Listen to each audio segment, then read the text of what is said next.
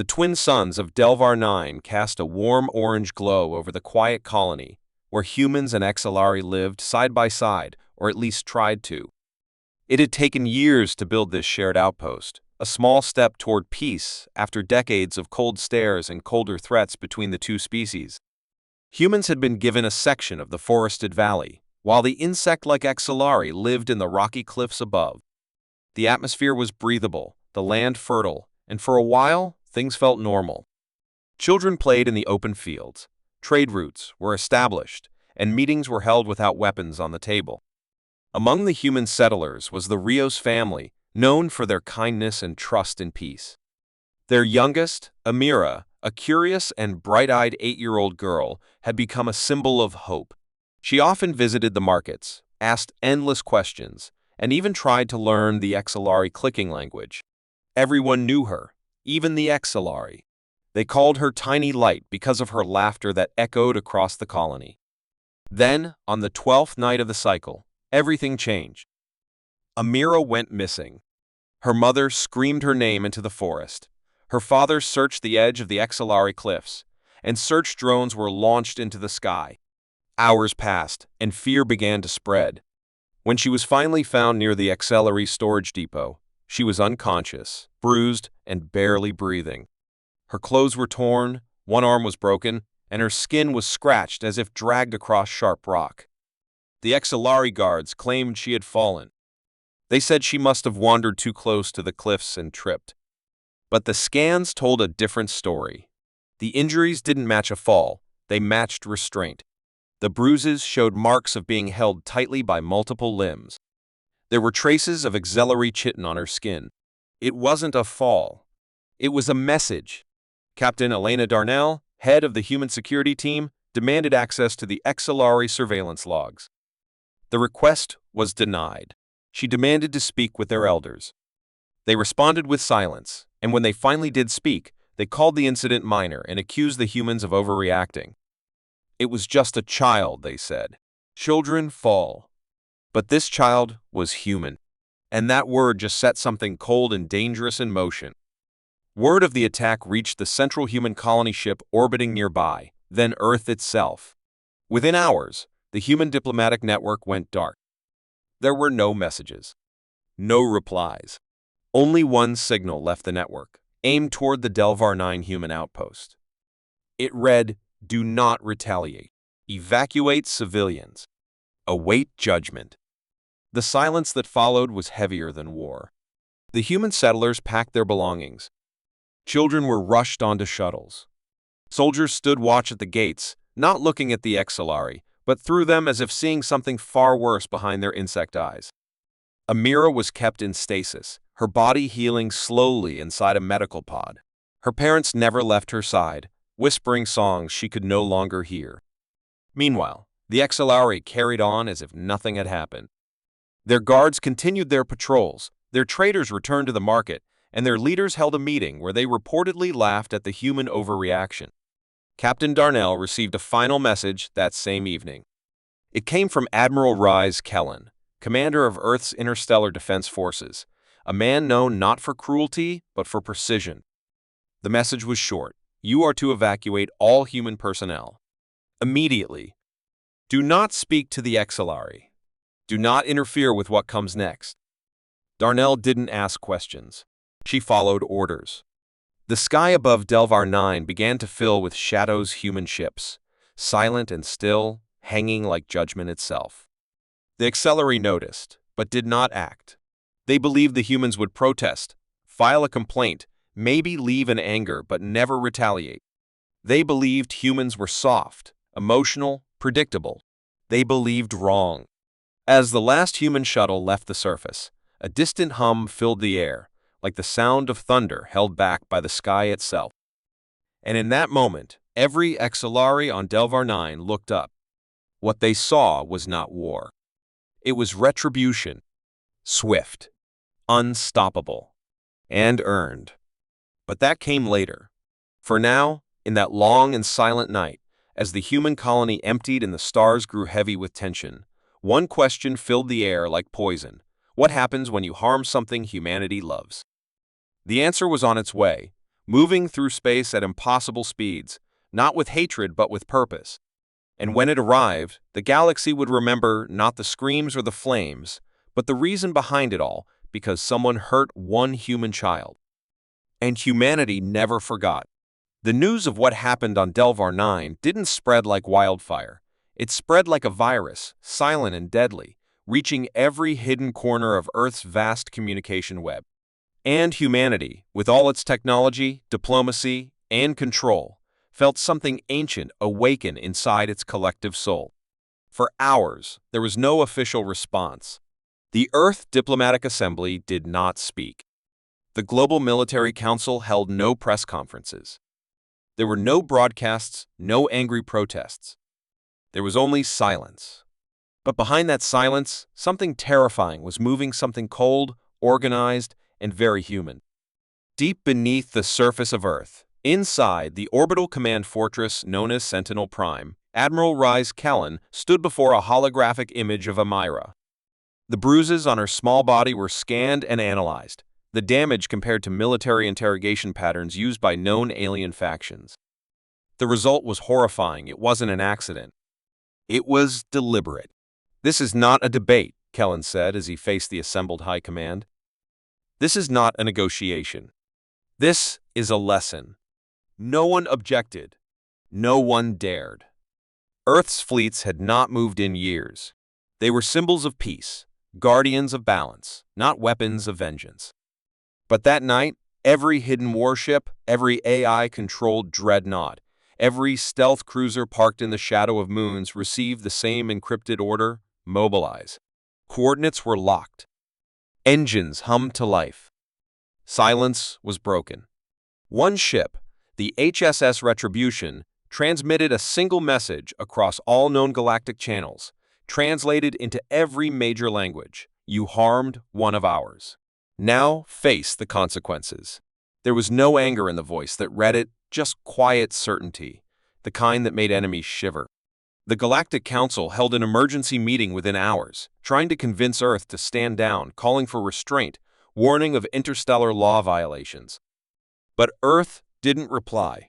The message had already been sent. The Council begged for a conversation, but it was too late. This wasn't about law or politics anymore. It was personal. On Delvar 9, the last human shuttles lifted off as the sky darkened with the arrival of the first wave black ships shaped like blades, reflecting no light, bearing no symbols, only silence. The XLRE watched them with unease, but still believed diplomacy could calm the storm. Their leaders sent weak apologies and explanations, suggesting joint investigations, compensation, even symbolic punishment for the local guards. But Earth never even opened the messages. Instead, Admiral Kellen sent a new order to the fleet: targets confirmed. Strike only those involved. Leave the rest in the silence they created. And with that, the operation known as Silent Fire began. Across the galaxy, military bases and listening stations detected movement in the human fleet's coordinated, precise, and unstoppable. The weapons humanity had hidden for years, plasma-shifting torpedoes, fold space cannons, mine-scrambler arrays were being powered up. But the scariest part was not the technology. It was the focus. The human ships weren't moving toward random Solari colonies.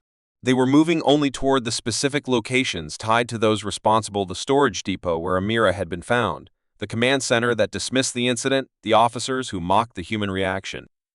It was surgical. It was not war. It was judgment. Meanwhile, on Earth, Amira's image appeared in every home, school, and station. Not to incite rage, but to remind humanity of what was at stake. The message wasn't meant for the galaxy. It was meant for every human heart. This is who we are.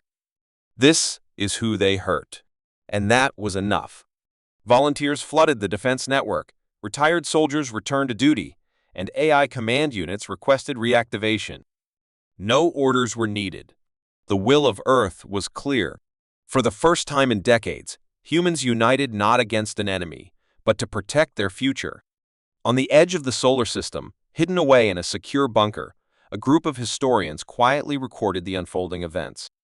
One of them whispered, "This will be remembered not as a war, but as a warning."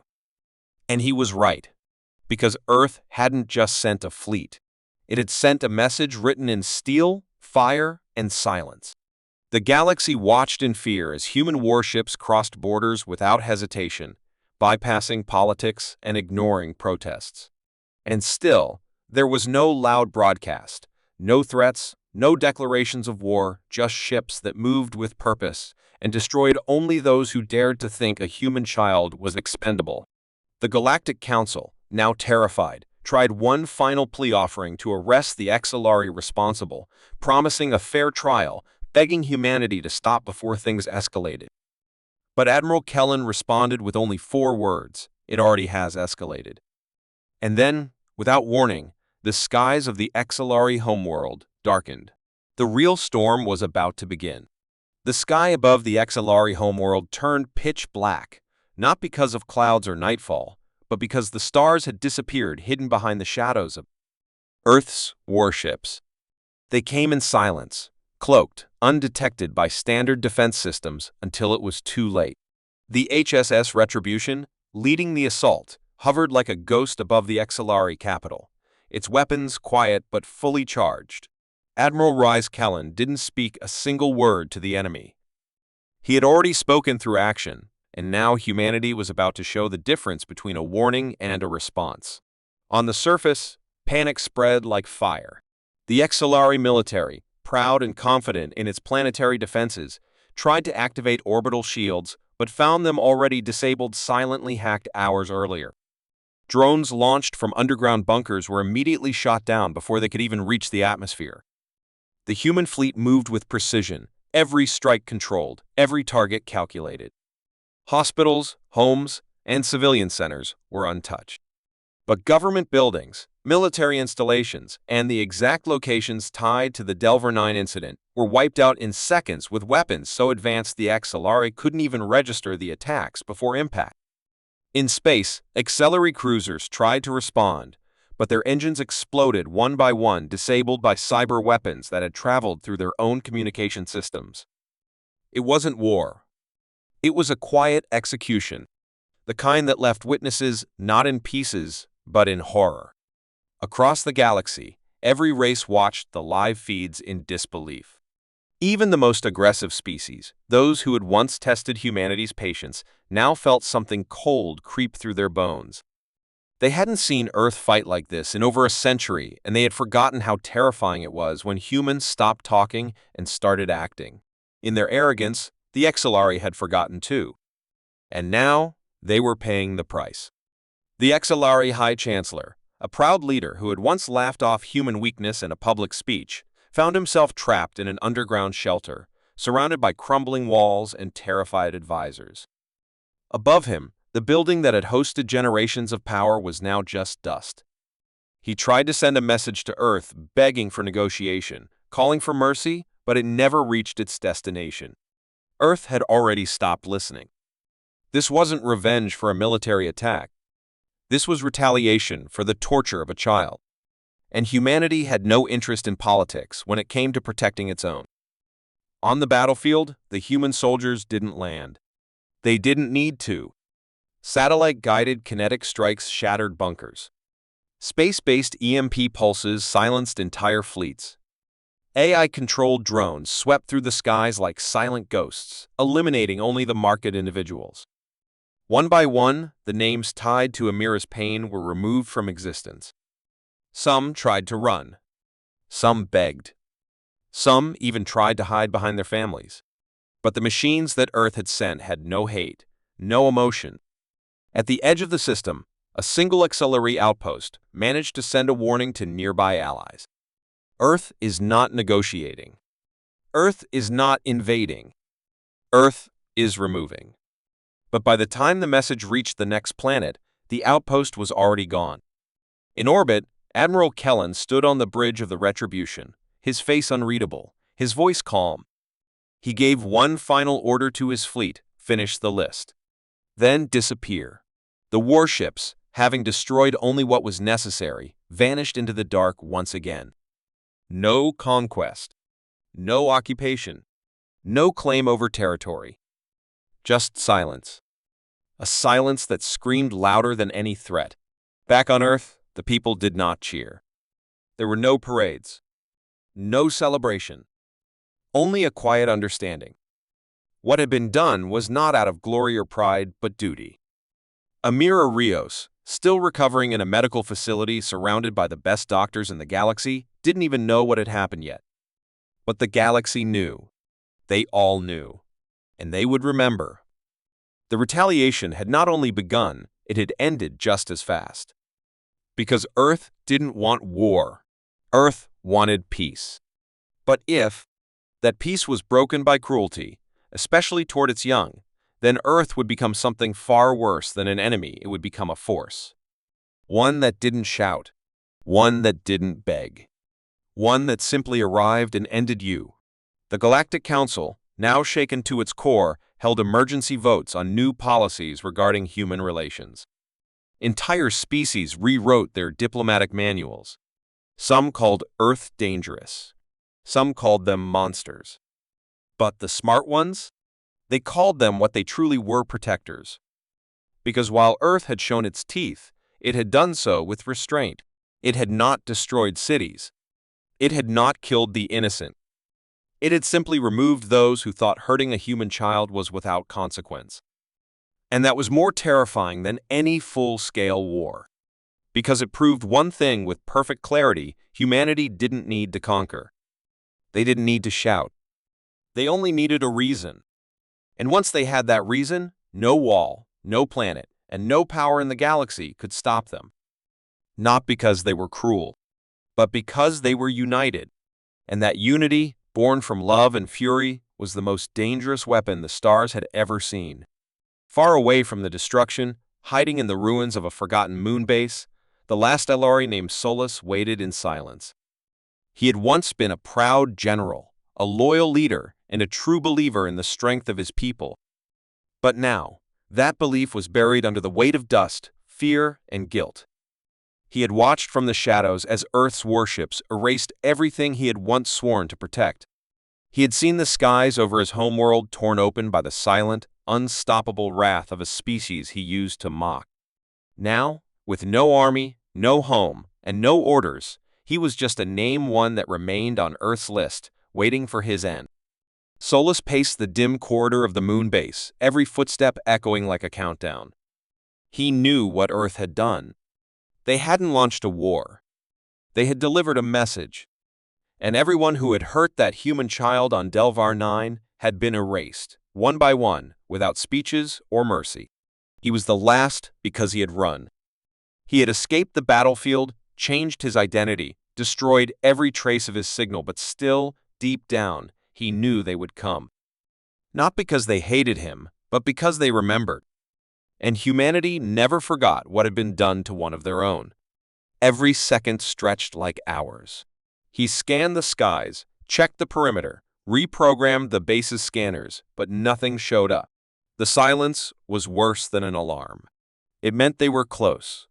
The fear wasn't just about death. It was about how quietly Earth moved, how patiently they waited, how precise their actions had been. It wasn't war for them. It was justice. Solus remembered the moment he first saw the child, Amira Rios, when she was captured. She had been small, scared, and silent, but her eyes had held something powerful. A strength he didn't understand at the time. They had laughed at her defiance. They had called her weak. But now, he knew it had been humanity's silence that was dangerous, not their size. One child had changed everything. A single innocent being had awakened something terrifying in the most dangerous species in the galaxy, love mixed with vengeance. As he sat in the control room, Solus activated the emergency signal. Not to call for help, he knew no one would answer, but to speak to Earth. A message, not to beg, but to explain. He confessed everything. Every detail of Delvar 9, every name, every order he gave. He didn't do it to save himself. He did it because after seeing what Earth had done, he finally understood what they were. Not monsters. Not conquerors. But guardians. They didn't destroy because they could. They destroyed because someone had crossed a line no one should ever cross. Hours passed, then a day. No response. He tried again. Still silence.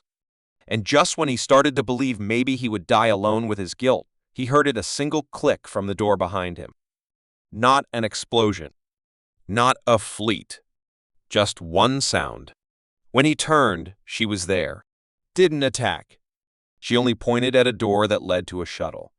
Solus understood. Earth was not there to kill him. They were there to show him what he had truly done. They had let him live with that knowledge because death was too easy. He was the last Exilari not because he had escaped, but because Earth had chosen to let him see what he had helped destroy.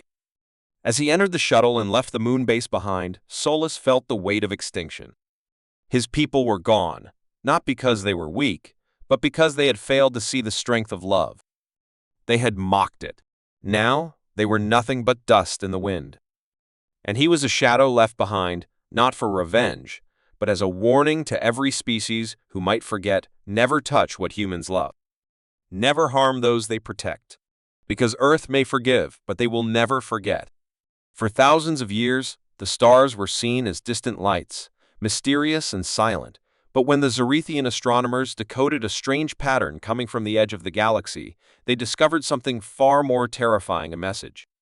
It wasn't a signal meant for communication, but a warning carved across the stars themselves, like a cosmic scar only those who dared to look closely could read. At first, they didn't understand it. The light pulses came in sequences, repeating every 117 cycles, shaped unnaturally, like they were formed by intelligent design, yet not matching any known language. The Zerethians were a proud and ancient race who had survived countless wars, ruled over entire sectors, and enslaved weaker species, including a primitive race from the Sol System humans. They had always believed themselves untouchable, invincible, chosen to rule. But this message shook their confidence, because when it was finally decrypted by their most advanced AI systems, the words were simple, terrifying, and unforgettable. They hurt one of ours. We erased them. You are next if you forget. It was signed only with one name: Earth. Panic spread quickly across the Zerethian High Council. They had dismissed humanity long ago, considering them weak, emotional, chaotic. But this message meant something else entirely. Humans had not only survived, but had become something far more dangerous. The scientists tried to erase the data, but it was too late. The message had already appeared in the sky above 3 major colonies, beamed across distant systems using gravitational lensing that only an advanced civilization could control. Someone had written this warning by bending the very fabric of space. It wasn't just a message. It was a demonstration. The High Council called for records, searching for any past contact with Earth that might explain this threat, and then they found it, a classified mission, long buried in military archives. 100 years ago, a group of Zerethian soldiers had taken part in a colonization project on Delvar 9. During the operation, they had encountered a small human research team, unarmed scientists, including children. Orders were given to remove them, to clean the area, and what followed was erased from official history. But now, Earth had remembered. They hadn't retaliated immediately. They had waited, watched, grown stronger. And now, they had written their warning where no one could ignore it across the stars themselves. The Zerethians launched a secret mission to locate Earth's current position, only to discover that the Sol System was surrounded by a defensive field far more advanced than anything in Zerethian technology. Ships sent to scout disappeared without a trace. Probes returned. Only fragments of corrupted data and deep space listening posts fell silent one by one. It was as if Earth had become a ghost world, untouchable, hidden in shadows, and yet its presence was felt everywhere. Whispers spread through the galaxy. Other species, once under Zerethian control, began to rise up, emboldened by the knowledge that someone out there could stand against them. The fear grew deeper when a Zerethian colony on the edge of known space vanished overnight. No explosions, no distress signals, just silence. What remained was a single word carved into the side of the moon that once orbited the colony, remember? Panic turned into chaos. The High Council debated retreat, surrender, even peace offerings, but no message sent toward Earth received a reply. It became clear that Earth wasn't interested in war or negotiation. They had already acted. This wasn't a warning of future destruction. It was a message from a species that had already judged and delivered its punishment. The stars themselves had been their courtroom. With nowhere left to run, one scientist, brave and curious, dared to ask the real question: how had humanity gained such power? No race, no empire, not even the ancient architects of the galaxy had ever left messages in the stars. No known species could bend light and gravity to form words across systems. And yet, Earth had done it silently. The answer came from the unlikeliest place: a surviving human slave who had escaped the old camps decades ago. He was old, broken, but his eyes still held fire. When asked what made humans so dangerous, he did not speak of weapons or numbers. He simply said, "We are patient, we are loyal, and we never forget those who hurt our children." Those words echoed louder than any explosion. Humanity had risen not through rage or conquest, but through the quiet promise that no harm would go unanswered. Their silence was their weapon, their memory, their shield. The stars had become their voice, and that voice now echoed across galaxies, warning not just the Zerethians, but every species watching from the dark. In the end, there was no great battle, no final war. The Zerethians began to collapse from within, torn apart by fear, paranoia, and the knowledge that their enemy would never speak again, only act. And far away, orbiting a blue planet hidden behind a web of satellites and cloaked stations, Earth watched. They had written their warning, not out of hatred, but as a reminder. They did not seek war, only peace. But the galaxy would never again mistake their silence for weakness. The stars would always remember, and so would humanity.